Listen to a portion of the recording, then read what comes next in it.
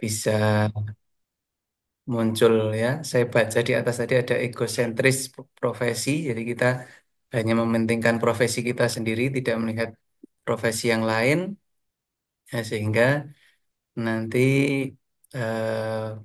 perawatan pasien tidak bisa holistik, tidak bisa menyeluruh. Jadi mungkin nanti bisa terjadi apa pelayanan pasien yang kurang maksimal, ya.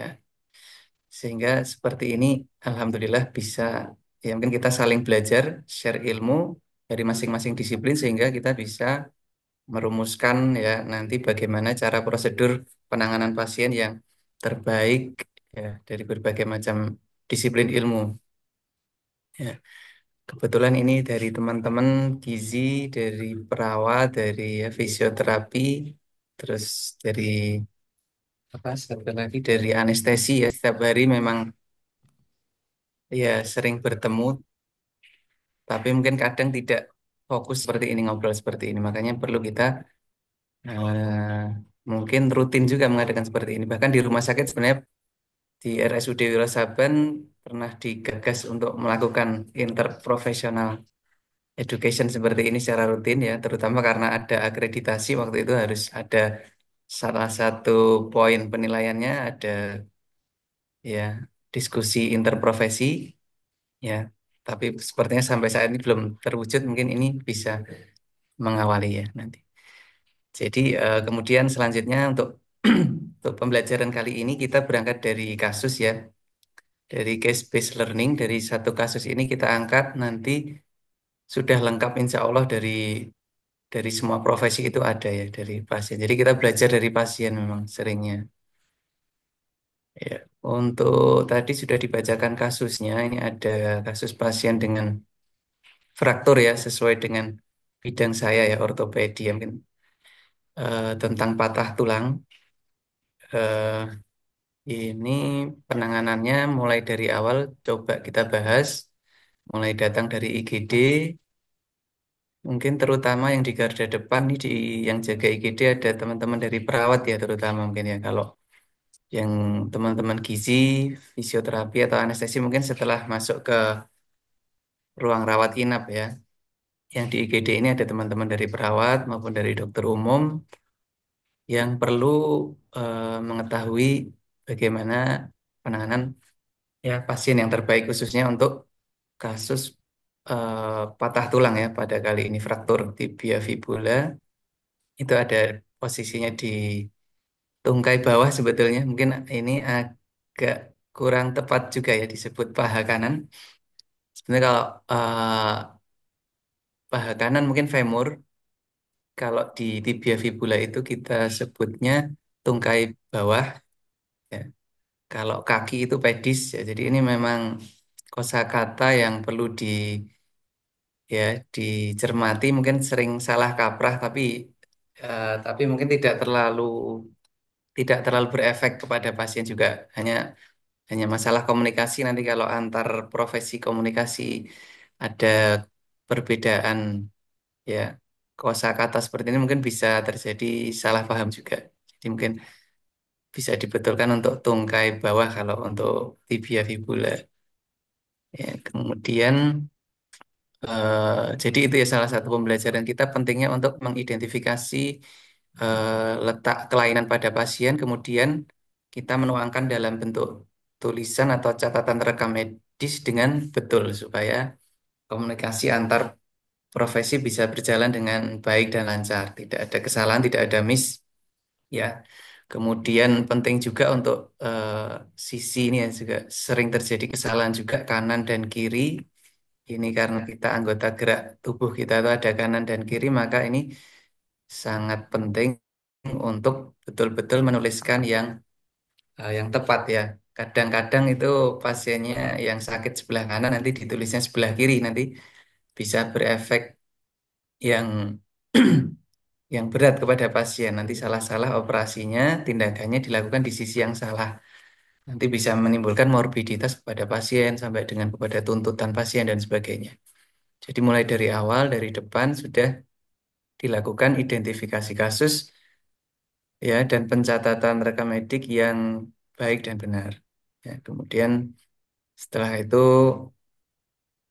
setelah bisa mengidentifikasi ya sakitnya apa, kemudian diagnosis, kemudian penanganannya ya, penanganan untuk ini teman-teman dari perawat di depan tentu rutin juga melakukan reposisi dan imobilisasi ya.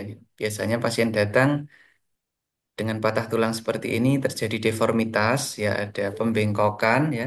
Jadi posisinya tidak anatomis sehingga perlu mungkin direposisi meskipun belum bisa sempurna, akan tetapi diusahakan alignmentnya selurus mungkin, kemudian dilakukan imobilisasi. Biasanya di UGD menggunakan spalek ya, atau ya seperti yang kayu yang sudah dimodifikasi ada bantalannya sehingga bisa nyaman kepada pasien dan tidak menyebabkan luka ya pada kulit. Tentunya ini perlu sesi khusus untuk pelatihan pemasangan imobilisasi ya, yang secara umum harus meliputi dua sendi seperti itu. Kemudian juga tidak boleh terlalu kencang karena bisa menimbulkan kompartemen sindrom ya.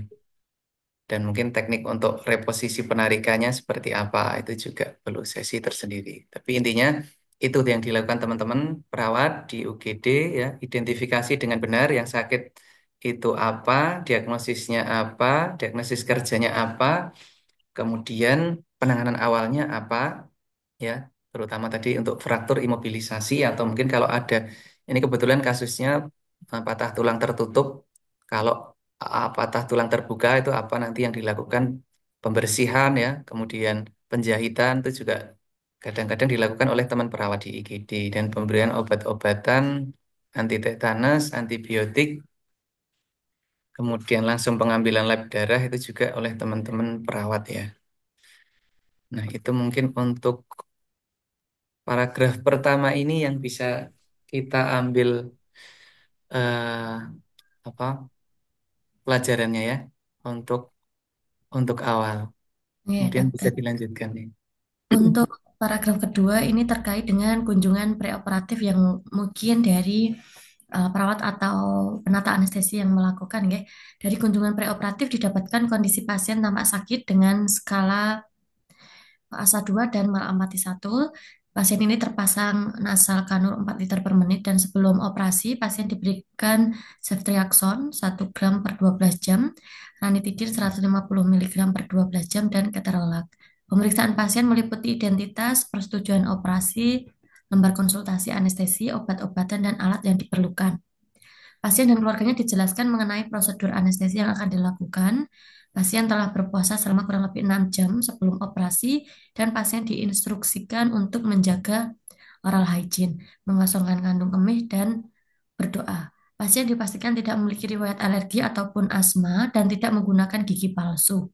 Pasien sudah terpasang IV line cairan RL dengan menggunakan transfusi set nomor 18 dan telah terpasang di tangan kanan dan set nomor 20 pada tangan kiri dan dipastikan menetes secara lancar. Itu secara pre-nya ya dokter. Dilanjutkan ini di intranya, pasien diobservasi menggunakan bedside monitor dengan hasil hemodinamiknya, nadi, tekanan darah, dan SpO2 dengan hasil nadi 71 kali per menit, tekanan darah 141 per 85, SpO2 96%. Alat yang dipersiapkan di kamar operasi adalah mesin anestesi, monitor, konektor face mask, tensi, oximetri, memastikan saluran gas O2 dan NO2 terhubung, mengisi vaporizer sevofluran, set spinal. Sebelum dilakukan induksi, pasien diposisikan semifaular, mencari lokasi L3, lumbal 34 untuk memasukkan obat bivakain 10 mg sebagai sedasi. Pasien diposisikan supine setelah diinduksi lalu dipasangkan nasal kanul 3 liter per menit. Operasi berlangsung kurang lebih selama 2 jam 50 menit. Saat operasi hemodinamik pasien tidak stabil karena terjadi perdarahan intraoperasi 700 cc dan mengalami shivering. Dan ini diilustrasikan hasil pemantauan intraanestesinya seperti ini. Nah, dari kondisi ini mungkin Dokter Mada bisa menyampaikan pengalaman terkait dengan pasien yang dilakukan pembedahan dan anestesi, pasien mengalami perdarahan dan shivering, dan bagaimana cara mengantisipasi mungkin di intra dan pelaksanaan pembedahannya. Menikah dokter. Baik, sekarang kita masuk di bagian preoperatif dan intraoperatif ya anestesi. Ya ini sangat penting ya step ini karena anestesi itu juga bagian yang kritis juga. Dia itu juga tindakannya juga berisiko tinggi ya. Setiap anestesi itu kadang-kadang kita tidak tahu ya apa komplikasi yang akan terjadi pada pasien akibat anestesi yang diberikan. Meskipun pada pasien mungkin ortopedik seperti ini dari preoperatifnya tergolong yang stabil ya tadi, asalnya ya termasuk rendah ya, tidak yang berisiko tinggi, tetapi tetap harus disiapkan dengan baik. Untuk anestesi seperti ini juga apa namanya menyesuaikan dengan operasinya. Ini ekstremitas bawah biasanya memang dilakukannya spinal ya dengan bius regional ya setengah badan. Yang penting untuk teman-teman anestesi juga preoperatif edukasi ke pasien dan inform konsen ke pasien yang sangat ditekankan karena biasanya ada permasalahan itu juga karena kurangnya komunikasi ya dengan pasien. eh, Maka kita harus melakukan komunikasi dengan baik terhadap pasien sehingga ke belakangnya tidak terjadi masalah. Pasien teredukasi dengan baik. Jadi kalau ada sesuatu terjadi yang tidak diinginkan pun, semisal ya pasien bisa dan kita bisa menerima dengan baik. Ya, jadi perlu ditekankan di sini untuk edukasi ya, terus menerus edukasi dengan baik. Em, untuk operasi biasanya untuk tibia fibula seperti ini tidak terlalu bermasalah dengan perdarahan, biasanya tidak banyak. Untuk kasus pasien ini saya kurang tahu ya karena di Gamping 700 cc lumayan lumayan juga ya, lumayan banyak juga. Biasanya yang butuh perhatian kita kalau yang di femur ya atau pelvis itu bisa resiko perdarahan yang banyak. Kecuali kalau di tibia tetapi patahnya cukup parah segmental ya atau di lebih dari satu tempat patahannya atau mungkin terjadi kerusakan jaringan yang parah itu juga mungkin juga bisa terjadi kehilangan darah yang cukup banyak sehingga mengganggu hemodinamik pasien. Ya, jadi juga persiapan darah mungkin juga kapan itu diperlukan perlu dinilai juga dari operatif apakah eh, prediksi atau perkiraannya operasi ini akan kehilangan darah banyak atau tidak. Tentunya dengan melihat diagnosis pasien, kondisi pasien ya, sehingga diketahui perlu sedia darah atau tidak dan berapa kantong misal seperti itu. Sehingga nanti jika terjadi perdarahan pada saat operasi yang banyak bisa dilakukan transfusi segera. Untuk teknik anestesi dan lain-lain mungkin ada sesi tersendiri ya dengan anestesi ya. Mungkin saya hanya bisa membahas sekilas itu dan kami dari dokter bedah itu juga sangat terbantu jika dari anestesi itu sangat intens komunikasinya sangat baik dengan pasien itu sangat sangat membantu biasanya kita seperti itu. Mungkin itu dulu. Ya dokter, dilanjutkan pada pos pos pembedahan. Ini di kasus tercatat setelah operasi selesai pasien dipindahkan ke RR dan dilakukan monitoring post anes. Oke, dan tanda-tanda vital dipertahankan stabil. Setelah 20 menit, pasien ini dilakukan penilaian pulih sadar menggunakan skor Bromage. Pasien dapat menggerakkan tungkai kaki kiri dan bisa dipindahkan ke ruang perawatan. Nah, dilanjutkan ini adalah profesi gizi dan fisioterapi, ya dokter. Dari riwayat diet pasien selama di rumah, yaitu 3 kali makan, dan seterusnya. Ini ada lauk yang bisa dikonsumsi. Untuk dietnya, sayuran yang sering dikonsumsi. Selanjutnya selingan yang biasa dikonsumsi yaitu kue potong 2 kali per minggu dengan hasil recall asupan 24 jam terakhir menunjukkan estimasi pemenuhan asupan gizi energi 1.357 kilokalori, protein 42,3 gram, lemak 47 gram, dan karbohidrat berat 192 gram. Nah, dari untuk diet pasien pos spinal dengan muskolo ya dok, bedah muskolo Nggih. ini untuk dietnya seperti apa dan untuk peran dari fisioterapi tersendiri itu bagaimana dari gambaran dokter ortopedi. Menikah dokter. Jadi ini gizi ini sangat penting juga karena selalu ditanyakan pasien. Biasanya pasien tuh tanyanya apa pantangannya apa ya dok ya gitu. Jadi bingung juga kadang jawabnya.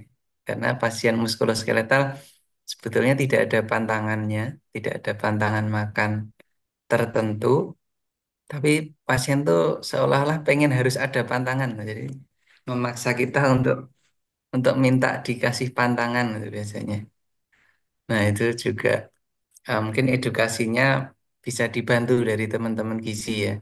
Mungkin kalau murni kasus muskuloskeletal ya sebenarnya tidak ada pantangan makan atau ya yang disirek itu tidak ada ya kecuali kalau pasiennya ada komorbid yang lain, misal sakit gula, sakit hipertensi dan lainnya, mungkin ada apa yang disirik ya. Kemudian juga pertanyaan kedua yang harus dimakan apa, nah ini bisa dibantu juga teman-teman dari gizi untuk membantu penyembuhan tulang yang normal itu apa asupan yang bisa bisa membantu ya tercukupinya kebutuhan kalsium, vitamin D ya. ah, dan sebagainya yang bisa membantu. Kadang pencernaan pasien juga terganggu kalau tiduran terus ya karena bed rest lama, jadi tidak lancar pencernaannya seperti itu.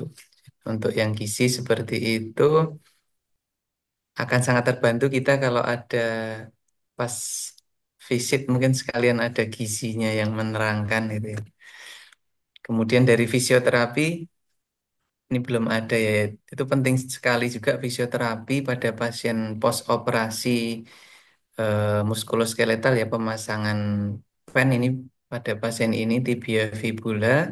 Biasanya kita ada program rehabilitasi ya mulai dari hari pertama eh, atau hari ke-0 ya setelah operasi sampai nanti pulang. Biasanya ekstremitas bawah pulangnya 2 hari ya setelah operasi. Hari pertama untuk latihan yang masih ringan, hari keduanya sudah, kalau bisa sudah bisa jalan menggunakan alat bantu ya, krek dan sebagainya, walker atau kursi roda, itu dibantu dari teman-teman fisioterapi tentunya. Dan edukasi untuk non-weight bearingnya, NWB-nya juga harus ditekankan kepada pasien ya, kadang pasiennya bandel, sudah dibilangin tidak boleh nekan kakinya, nanti buru-buru pengen menapak karena merasa sudah sembuh, nanti bisa terjadi kerusakan lagi pada tulangnya ya. Pennya tidak mampu menahan beban ya. Karena biasanya kita minta untuk nahan untuk non weight bearingnya sampai bisa 2 atau 3 bulan setelahnya. Dan juga pasien tuh kadang malas untuk menggerakkan kakinya, takut terjadi apa-apa ya. Ini sebaliknya dari yang tadi ya. Ada 2 jenis pasien. Pasien pertama merasa sudah sembuh deh, terlalu cepat menggunakan ekstremitasnya sehingga belum waktunya menahan beban, sudah dipakai beban, nanti terjadi kerusakan pennya. Yang tipe kedua pasiennya terlalu takut untuk menggerakkan ya karena takut terjadi apa-apa sehingga dia malas menggerakkan ekstremitasnya, nanti malah efek sampingnya terjadi kaku ya, sendi-sendinya kaku juga nanti jadi fungsinya jadi terbatas, tidak bisa kembali ke semula. Jadi harus pertengahan memang harus sesuai dengan timeline atau waktu yang sudah ditentukan untuk melakukan rehabilitasi ini yang dilakukan oleh teman-teman dari fisioterapi. Iya. Nah, mungkin sekarang pengen ada pertanyaan atau masukan mungkin untuk dari teman-teman semua terkait ya penanganan pasien ortopedi ini monggo. Ya, dari kita interaktif melalui kasus yang sudah didiskusikan secara kolaborasi dari keempat prodi sudah nggih. Mungkin dari teman-teman mahasiswa yang ingin konfirmasi atau bertanya terkait penata laksanaan terkhususnya pada bedah muskulo, silahkan untuk interaktif bertanya. Mumpung ini ada pakarnya nggih di sini. Masih ada waktu kurang lebih 20 menit. Yang ingin interaksi bisa raise hand atau bisa menuliskan di room chat. Silahkan. Mungkin dari masing-masing prodi. Ada prodi keperawatan, keperawatan anestesiologi, dari prodi gizi dan fisioterapi. Dari prodi keperawatan,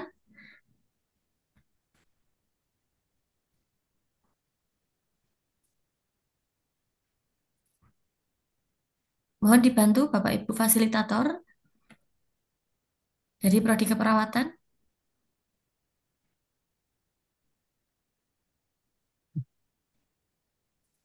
Malu-malu ini. Oh, iya. Wajib aja, wajib satu dari masing-masing Ya, profesi. masing-masing prodi. Mungkin dari keperawatan anestesiologi.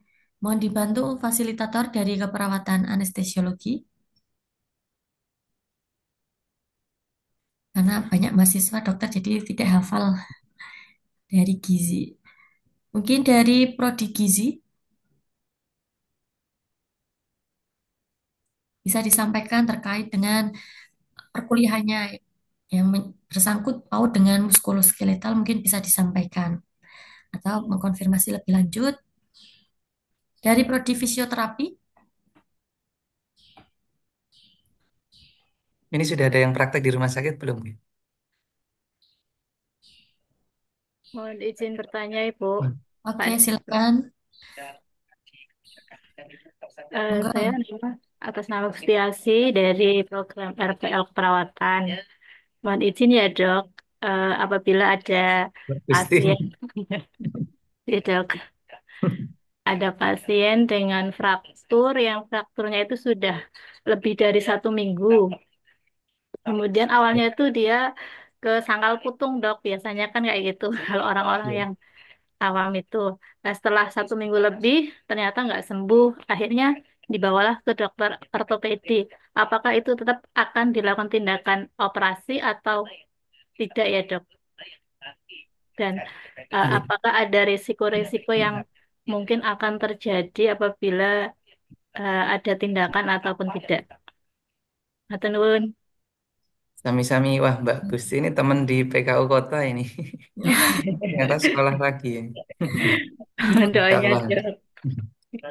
Ji, terima kasih pertanyaannya. Jadi terkait sangkal putung ya, memang sangkal putung ini memang masih terasa sangat kuat ya di daerah kita, mungkin di Jawa atau di Indonesia, masih kepercayaan masyarakatnya masih cukup tinggi ya dengan sangkal putung, entah karena kepercayaan atau juga karena ada ketakutan terhadap dokter atau rumah sakit atau operasi itu juga bisa terjadi atau mungkin pembiayaan yang mungkin kemungkinan itu sangat kecil sekarang karena sudah ada BPJS ya, tapi mungkin juga yang tidak punya BPJS juga mungkin bisa kemudian memutuskan untuk ke sangkal putung.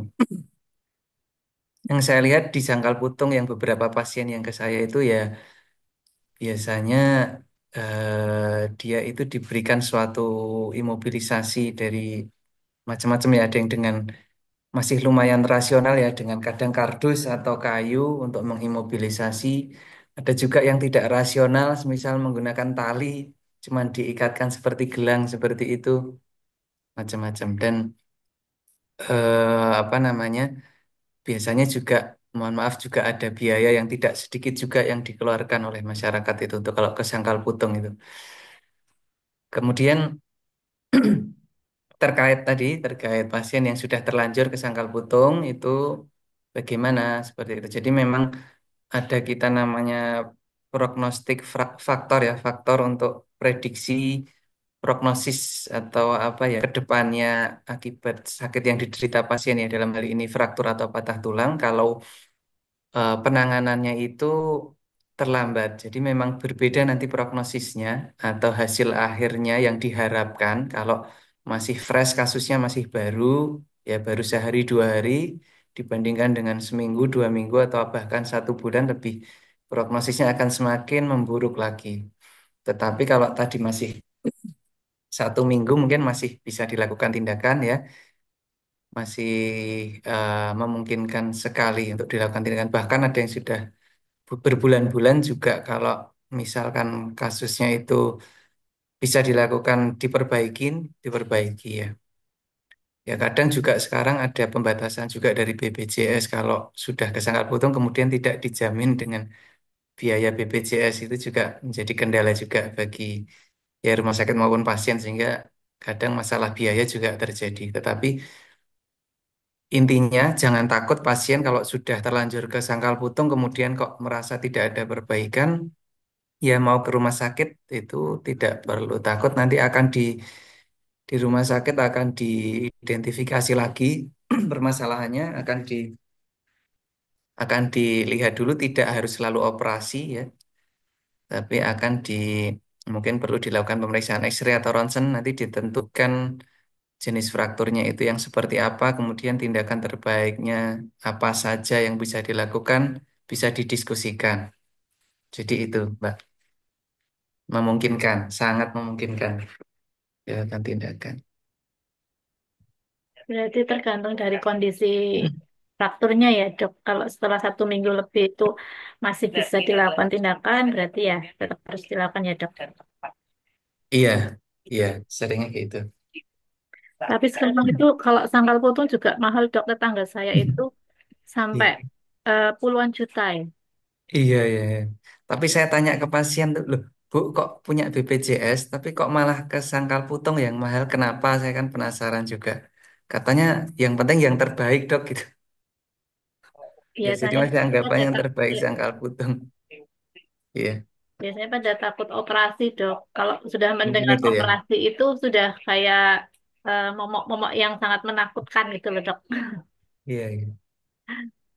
Nggih, Iya. matur nuwun Dokter Marda atas jawabannya. Sami-sami, Bi. Ya, selanjutnya dokter ini dari room chat dari Prodi Gizi, Mbak Siti Fatimah Azahroh. Menanyakan bagaimana pemberian bentuk diet yang sesuai untuk pasien dengan kondisi pasca operasi fraktur. Apakah pasien diberikan makanan dalam bentuk biasa atau bertahap dari cair ke padat? Menikah dokter. Terima kasih. Ini biasanya terkait dengan metode anestesinya ya. Mungkin teman-teman dari anestesi bisa membantu juga atau mengkoreksi kalau saya salah. Itu biasanya kalau yang hanya regional anestesi ya atau yang separuh itu. Contohnya pada kasus ini tibia fibula cruris, jadi pembiusannya lewat spinal, tidak perlu bertahap ya langsung biasa ya karena tidak ada gangguan pada peristaltik khusus seperti itu. Kalau yang biusnya total, general anestesi biasanya pada operasi yang patah tulang tangan ya ekstremitas atas itu mungkin perlu menunggu adanya gerakan peristaltik khusus ya bisa diketahui dengan pasien sudah kentut ya atau dengan pemeriksaan dengan stetoskop untuk mendengarkan bunyi peristaltik pasien itu biasanya yang bertahap ya dari cair nanti kemudian bertahap sampai ke padat seperti itu.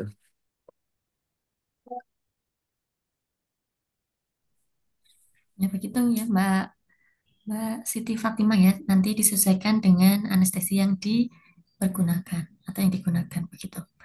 Oke, selanjutnya dari Mbak Wahyuni Fatimah Zahra. Silakan Mbak. Baik, terima kasih Ibu. Assalamualaikum warahmatullahi wabarakatuh. Waalaikumsalam warahmatullahi wabarakatuh. Izin bertanya dokter, bagaimana fraktur tibia fibula dextra eh, jika penanganannya tidak tepat? Jadi apa komplikasi yang akan terjadi dok? Terima kasih dokter. Wassalamualaikum warahmatullahi wabarakatuh. Waalaikumsalam warahmatullahi wabarakatuh. Baik, terima kasih pertanyaannya. Jadi, kalau penanganan pada patah tulang tibia fibula tidak tepat, nanti ada dua kemungkinan yang mungkin terjadi pada tulangnya ya, terutama pada tulangnya nanti bisa terjadi malunion atau non-union. Apa itu malunion? Malunion itu dia tulangnya menyambung, akan tetapi posisinya tidak anatomis, jadi dia tidak lurus tulangnya tapi bengkok. Dan ini yang paling sering terjadi ya pada kasus-kasus yang di neglected, dibiarkan atau kesangkal putung ya. Jadi biasanya tidak terjadi reposisi yang baik, akan tetapi tulang tetap menyambung. Jadi kita sebut malunion. Kasus kedua itu bisa terjadi non-union, jadi tidak terjadi penyambungan. Jadi antara tulang yang satu dengan yang lain itu tidak ada hubungan, sehingga dia ada gerakan di luar sendi.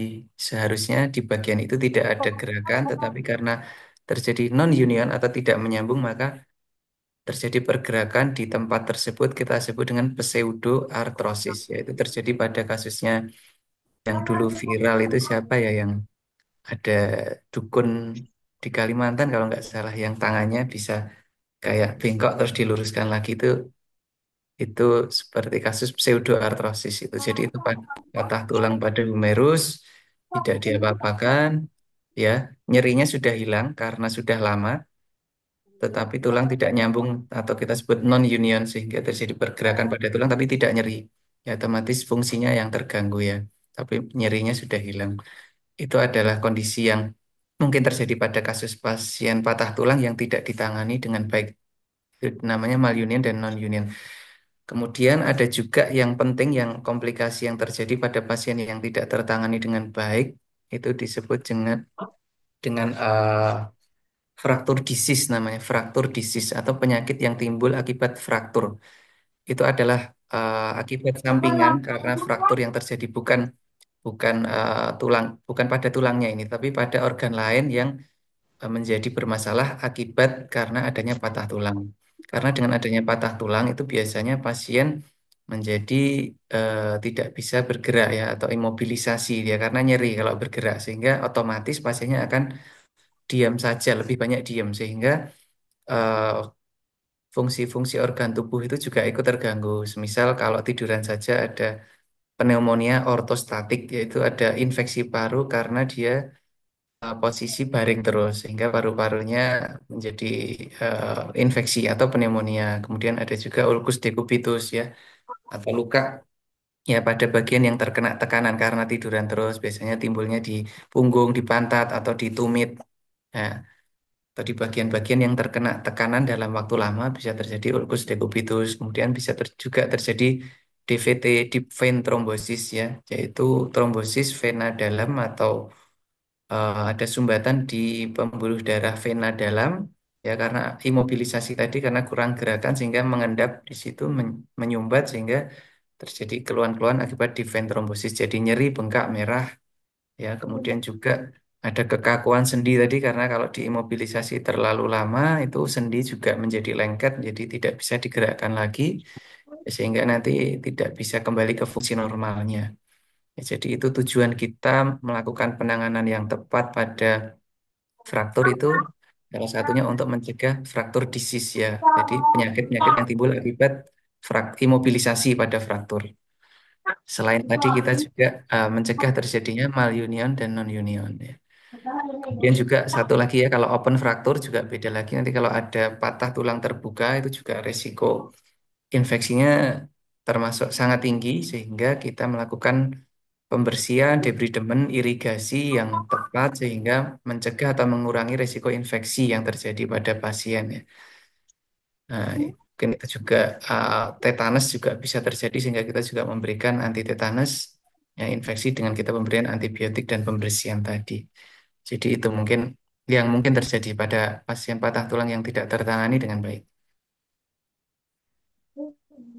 Begitu Mbak Zahra ya terkait dengan antisipasi terjadinya komplikasi pada pembentukan muskuloskeletal. Selanjutnya tadi ada yang raise hand dari Mbak Syauki.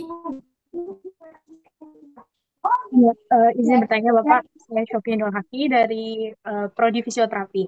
Jadi waktu pembahasan di IPE kemarin itu, Prodi Anestesi itu bilang selama 3 hari setelah spinal anestesi itu nggak boleh bergerak sama sekali. Jadi nggak, cuman boleh bed rest dan apa namanya, dan nggak boleh kayak mengajarkan seperti transfer ambulasi. Sedangkan yang diajarkan itu sebisa mungkin mobilisasi itu dilakukan secepat mungkin. Itu jadinya gimana ya dok? Ya, mau tanya seperti itu. Terima kasih dokter. Terima kasih pertanyaannya. Untuk mobilisasi itu kalau yang terbaru sepertinya sesegera mungkin ya. Jadi setelah hilang efek anestesinya ya, spinal anestesi biasanya kan lumpuh kedua kakinya. Nah, itu setelah munculnya biasanya berapa ya? 6 jam atau tergantung obat yang diberikan juga ya. Ada yang jangka pendek, jangka panjang. Ada yang 5 jam, 6 jam, 7 jam, atau 8 jam setelah muncul. Kita sarankan sih segera mobilisasi mau dari menggerak-gerakkan kakinya atau duduk dan sebagainya. Cuman masih ada juga beberapa tempat yang menerapkan mobilisasi duduknya nanti setelah 24 jam setelah anestesi. Itu juga ada, tergantung eh, SOP masing-masing rumah sakit. Tetapi kalau yang sampai 3 hari sih tidak ada, Anca. Nggak ada yang sampai 3 hari harus diam. Itu minimal ada beberapa rumah sakit yang 24 jam saja, yang duduk saja. Tapi kalau gerakan-gerakan itu boleh. Tapi kalau duduk ada yang ditunda sampai 24 jam setelah pembiusan ya untuk mungkin untuk jaga-jaga aja. Tapi beberapa tempat yang lain tidak apa-apa. Setelah hilang 8 jam misalkan langsung bisa duduk dan jalan dan sebagainya, insya Allah aman. Seperti itu.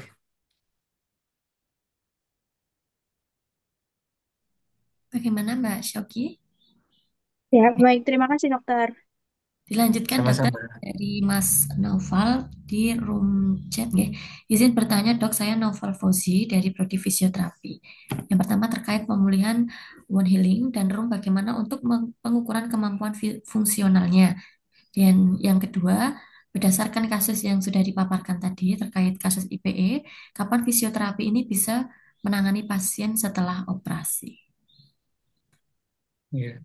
Ya ini fisioterapi ini sangat penting ya perannya dalam operasi. Kalau kalau fisioterapinya gagal itu ya operasinya walaupun sebagus apapun tulangnya sudah dikembalikan 100%, sudah terpasang pen dengan kuat, tapi kalau fisioterapinya tidak adekuat itu nanti fungsinya juga tidak bisa kembali. Jadi ya seperti agak percuma dengan operasinya. Jadi memegang peranan sangat penting fisioterapi itu adalah untuk mengembalikan lagi pasien ke level sebelum operasi. Jadi aktivitasnya targetnya bisa seperti sebelum operasi, bisa 100%, bisa aktivitas normal, olahraga dan sebagainya.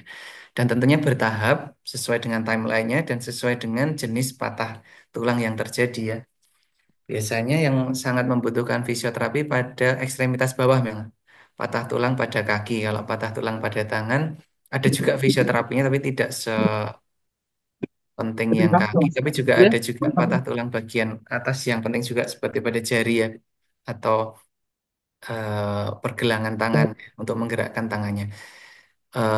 Mungkin untuk membatasi apa namanya pembahasan yang kita sesuai dengan kasus pagi hari ini adalah patah tulang pada kaki ya. Nanti kalau pada tangan beda lagi ya.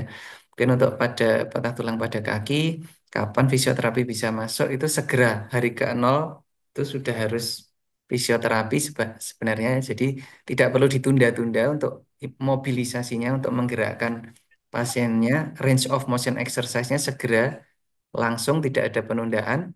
Biasanya penundaannya itu weight bearingnya atau penekanannya atau pembebanannya itu masih ditunda biasanya weight bearing ditunda. Tapi kalau ROM exercise atau range of motion exercise itu disegerakan, tidak perlu ditunda ya untuk menggerakkan sendi-sendinya. Mungkin ada pelajarannya isometric exercise, isotonic exercise ya. Itu mungkin bisa ada pembahasannya lebih lanjut bagaimana caranya ya untuk menggerakkan sendi-sendi yang berada di sekitar patah tulang itu langsung digerakkan, kemudian isometric exercise ya untuk menegangkan atau mengontraksikan otot-otot di sekitar yang patah tulang itu harus segera dilakukan mungkin oleh pembimbing fisioterapi mungkin lebih mengetahui, tapi intinya kami dari bedahnya sebenarnya pinginnya itu segera langsung fisioterapi segera menggerakkan supaya tidak terjadi kekakuan dan pasien diedukasi untuk tidak takut menggerakkan. Jadi masalah kadang takut untuk menggerakkan sehingga kaku sehingga fungsinya setelah operasi tidak bisa maksimal. Itu sama edukasi yang kedua juga untuk pembebanannya atau weight bearingnya masih ditunda untuk tibia fibula ini biasanya nanti masih belum boleh napak ya. Jadi jalannya dilatih dengan krek itu biasanya hari kedua setelah operasi dilatih berdiri dan jalan. Ya, setelah itu boleh pulang, masih belum boleh weight bearing. Nanti 1 bulan setelah operasi kita evaluasi X-ray. Kalau ada tanda-tanda bukti clinical union, artinya nyerinya sudah berkurang dan radiological union, secara X-ray sudah tumbuh kalus, sudah tumbuh tulang baru, mungkin bisa kita mulai weight bearingnya mulai bertahap dari 1/4, dari setengah, gitu 3/4 sampai nanti akhirnya Biasanya bulan ketiga terjadi konsolidasi tulang sudah keras, baru kita sarankan untuk full weight bearing, itu bisa lepas krek dan sebagainya.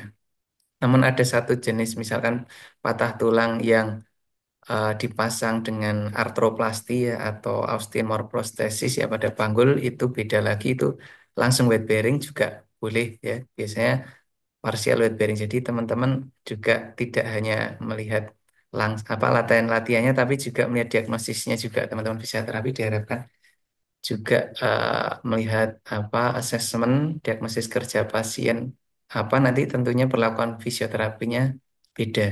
Itu sih. Itu saja. Ya, silahkan dilanjutkan Ibu Erni. Oke, terima kasih, Mungkin ini Dok. terakhir ya. Oh, Sudah gitu. jam 9. Terima kasih, Dokter. Assalamualaikum. Saya RI Waalaikumsalam. dari RPL, nggih. Ini izin bertanya, apakah setiap pasien yang post ORIF itu tuh harus dilakukan removal?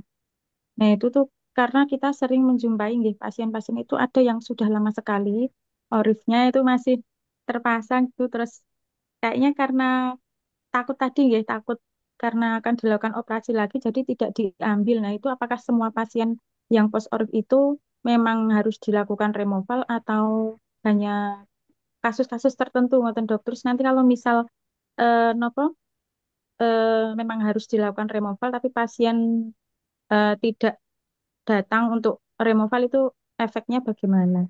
Terima kasih ya dok. JJ matur nuwun. Ya, jadi eh, removal implan ya atau pelepasan pen tidak harus semua pasien. Saya juga pernah menemui itu ada yang 20 tahun. 20 tahun baru memutuskan untuk pengen dilepas juga ada. Artinya tidak semua efek samping itu terjadi pada pasien. Yang kita takutkan efek sampingnya itu infeksi biasanya. Infeksi pada luka operasi itu karena bisa terjadi pada kapan saja. Kadang muncul cepat, kadang muncul lambat, bisa setahun, 2 tahun, bahkan ada yang 8 tahun baru muncul infeksi. Itu juga resiko juga bisa terjadi, meskipun tidak semua terjadi ya. Sehingga removal implan itu ya kalau ada kesempatan ya sebaiknya dilakukan saja. Tapi kalau ada pertimbangan lain mungkin karena takut dan sebagainya ya kita tidak bisa memaksa. Terus juga jenis implan yang digunakan juga berpengaruh. Ada dua jenis ya yang selama ini itu titanium dan stainless steel. Kalau penggunaan yang titanium yang mahal tapi memang itu yang lebih durable ya, lebih kuat tahan lama sehingga tidak tidak perlu dilepas, itu juga efeknya sangat-sangat kecil sekali ya dibandingkan dengan stainless steel yang mungkin bisa ada korosi ya atau karat dan infeksi tadi. Itu secara kita lihat dari jenis platnya, kemudian juga dari budaya ya, budaya pasien kadang ada yang tidak mau kalau meninggal itu pakai pen itu berarti ya harus, kalau di Indonesia kebanyakan pengennya dilepas sih. Beda dengan yang di negara maju itu setahu kami itu malah tidak dilepas sukanya. Titanium juga misalnya ini bahannya. Kemudian juga itu membuktikan yang lama-lama tidak apa-apa, itu membuktikan berarti kalau dipasang pen itu tidak apa-apa, resiko terkena petir tidak apa-apa. Biasanya pasien itu tanya, ini kalau ada petir gimana nih? Takut kesamber kata pasiennya. Jadi minta dilepas cepat-cepat. Ada juga yang seperti itu ya. Tapi berarti itu cuma mitos sebenarnya, tidak apa-apa, Pak. Karena buktinya ada yang sampai 20 tahun kan mesti menemui hujan dan apa ya, tapi tidak apa-apa itu. Tidak pernah kita dengar berita orang tersambar petir karena habis pasang pen, itu juga tidak ada.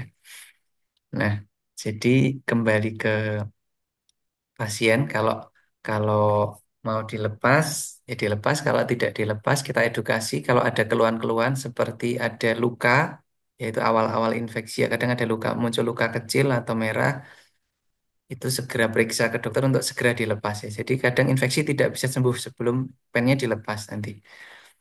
Kemudian kalau agak ganjel atau apa namanya mengganggu pergerakan ya, terutama pada jari itu harus dilepas. Kalau pada jari-jari kita pasang Kirschner wire itu, kalau itu harus dilepas. Kalau enggak nanti kaku.